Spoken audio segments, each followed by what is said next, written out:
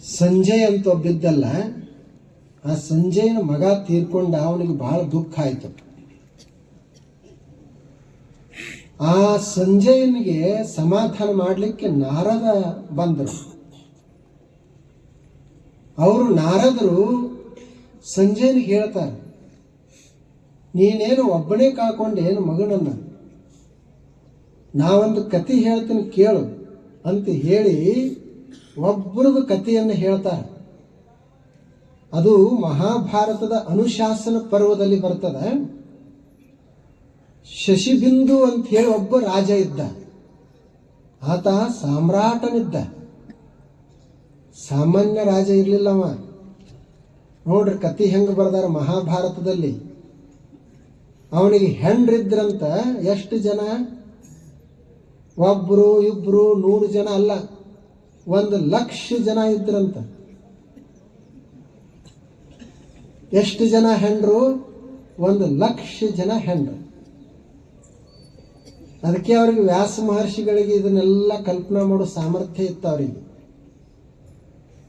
ಮಕ್ಕಳು ಎಷ್ಟು ಜನ ಇದ್ರಂತ? 1,00,00,000 ಜನ ಮಕ್ಕಳಿದ್ರಂತ. ಎಲ್ಲರೂ ಬಹಳ ಸುಖವಾಗಿನೇ ಇದ್ರು ಮತ್ತು ಎಲ್ಲ ಮಕ್ಕಳು ಅಷ್ಟೇ ಪರಾಕ್ರಮಿಗಳು. ಆತ ಮುಂದೆ ರಾಜ ಒಂದು ಅಶ್ವಮೇಧ ಯಾಗವನ್ನ ಮಾಡಿದ. ಆತ ದಾನಿನೂ ಇದ್ದ. ಎಲ್ಲ ಯಜ್ಞ ಮಾಡಿಸುವಂಥವ್ರನ್ನ ಕರೆಸಿ ಅವರಿಗೆಲ್ಲ ದಾನ ಕೊಟ್ಟಂತ. ಏನೇನು ದಾನ ಕೊಟ್ಟ ಅಂತ ಬರೆದಾರ ಅವರು. ಒಬ್ಬೊಬ್ಬರಿಗೆ ಬಂಗಾರದ 100 ರಥ, 100 ರಥ ಒಬ್ಬರಿಗೆ, 100 ಆನೆಗಳು, 100 ಕುದುರೆಗಳು, 1000 ಆಕಳುಗಳು, ಮತ್ತು ಅವರ ಸೇವಾ ಮಾಡಲಿಕ್ಕೆ ಅವನೇ ಒಬ್ಬೊಬ್ಬರ ಮಕ್ಕಳನ್ನ ಕಳಿಸಿಕೊಟ್ಟಂತ. ಅಂತ ರಾಜ ಅವ ಶಶಬಿಂದು. ಅವನು ಸಹಿತ ಹಾದ, ಅವನ ಮಕ್ಕಳು ಹಾದರು. ಅಂಥವ್ರದೇ ಹಂಗಾಗೈತಿ. ನಿನ್ನ ಮಗ ಒಬ್ಬ ತೀರ್ಕೊಂಡ್ರೆ ಯಾಕಷ್ಟು ದುಃಖ ಮಾಡ್ಕೊಳಕತ್ತಿದಿ ಅಂತ ಹೇಳಿ ಆ ನಾರದ ಈ ಸಂಜಯನಿಗೆ ಹೇಳ್ತಾ ಇದ್ದ. ನೋಡ್ರಿ ಅದು ಹೇಗಿರ್ಬೇಕು. ಇದರ ಅರ್ಥ ನಾವು ತೀರ್ಕೊಂಡಾಗ ದುಃಖ ಪಡಬಾರ್ದು ಅಂತಲ್ಲ, ದುಃಖ ಪಡೋಣ. ಆದರೆ ಇದು ಗೊತ್ತಿರಬೇಕು. ಅವ್ರು ಈಗ ಮುಂದೆ ಹೋಗ್ಯಾರ, ನಾವು ಹಿಂದಿಂದ ಹೋಗ್ತೀವಿ. ನಾವು ಹೋಗವ್ರೆ ಅದು. ಇಲ್ಲಿ ಯಾರೂ ಖಾಯಂ ಇಲ್ಲ. ನಾವು ಹುಟ್ಟು ಬಯಸೇವಿ ಅಂತಂದ್ರೆ ಸಾವನು ಒಪ್ಪಿಕೊಳ್ಳಲೇಬೇಕು. ನಾವೀಗ ಮ್ಯಾಲೆ ಏರೇವಿ ಅಂದ್ರೆ ಇಳಿಲೇಬೇಕು. ಎಲ್ಲ ಒಂದು ಸಲ ಈ ಶರೀರ ಎಲ್ಲ ತುಂಬಿಕೊಳ್ತದ, ಒಂದು ಸಲ ಖಾಲಿ ಆಗ್ತದೆ. ಯಾಕಿದ್ರು ನಿನಗೆ ದುರಭಿಮಾನ. ತುಂಬಿದಾಗೂ ಚಂದಾಗಿರು, ಖಾಲಿ ಇದ್ದಾಗೂ ಅಷ್ಟೇ ನಕ್ಕೊಂತಿರು. ಅರ್ಜುನ ಕೃಷ್ಣನಿಗೆ ಒಂದು ಪ್ರಶ್ನೆಯನ್ನು ಕೇಳ್ತಾನೆ. ಯುದ್ಧ ಮಾಡಬೇಕಾಗಿತ್ತು.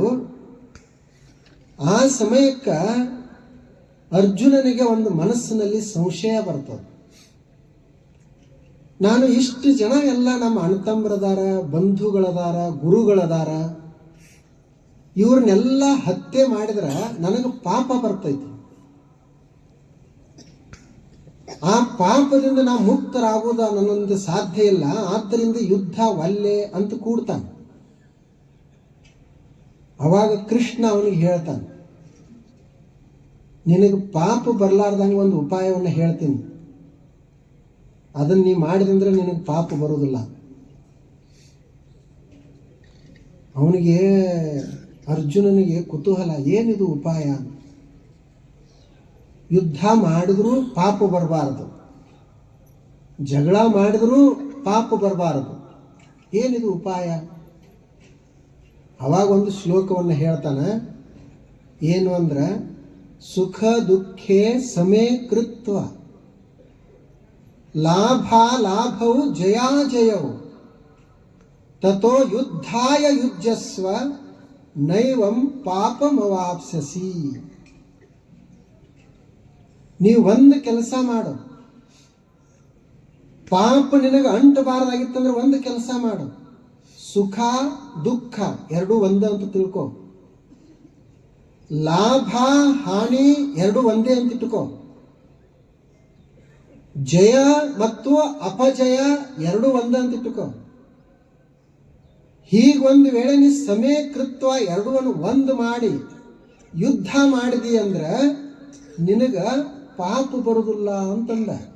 ಅವಂದ ಈಗ ಹೊಡೆಯುವುದನೇ ಪಾಪ ಅದ.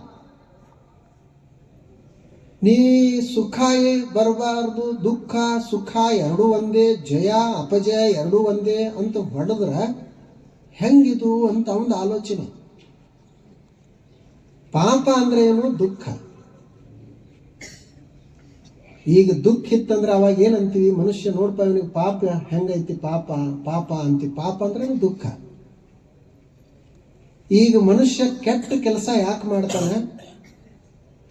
ಈಗ ನಾನು ನಿಮ್ಮಿಂದ ಏನ್ರ ನಾನು ಪಡೆದುಕೊಳ್ಬೇಕು ಅಂತ ಕಸಿದ್ಕೊಳ್ಬೇಕಂತ ಯಾಕೆ ಅನಿಸ್ತದಂದ್ರೆ, ಈಗ ನನ್ನ ಹತ್ತಿರ ಇರೋದು ಕಡಿಮೆ ಅದ, ಅದು ದುಃಖ ಕೊಡಾಕತ್ತೈತಿ, ಹೆಚ್ಚಿಗೆ ಬೇಕಂತ ಬಯಸ್ತಾನ, ಅದೇ ಪಾಪ.